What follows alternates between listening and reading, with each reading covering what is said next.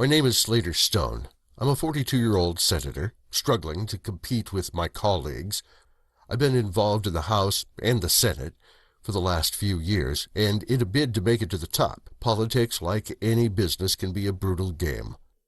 Like all other political candidates, I have a philosophy that is not really understood by the general public.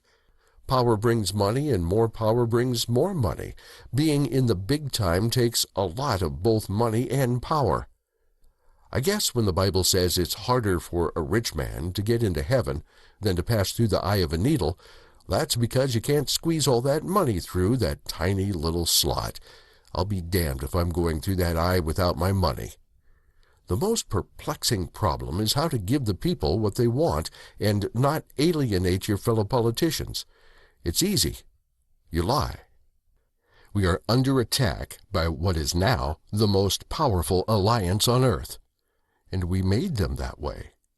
The American people just took it on the chin, and they are furious. They're demanding blood. Promising them that we will end the conflict is the last thing we want to do.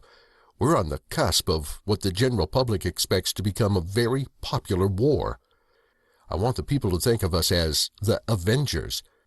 The task of monitoring every person on the planet is an impossible goal. I ask, what do you propose?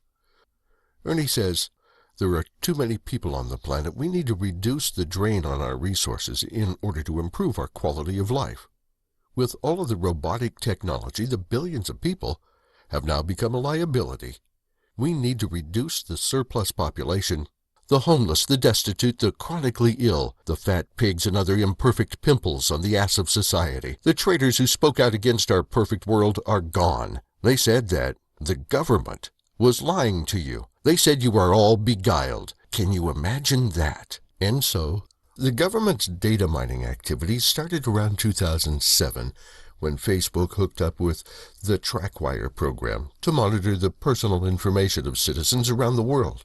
At that time, social networking on Facebook amounted to signing up to be tracked by the computers of the national and international security agencies of the world. Many people have died fighting oppression. What could be more selfless than to lay down one's life for the rights of others? A picture of a frightened mom with her children clutching at her dress, a pleading expression on her face, and extending her open hand in the reader's direction. The caption, "Oh please, we need you to defend our sovereign heritage."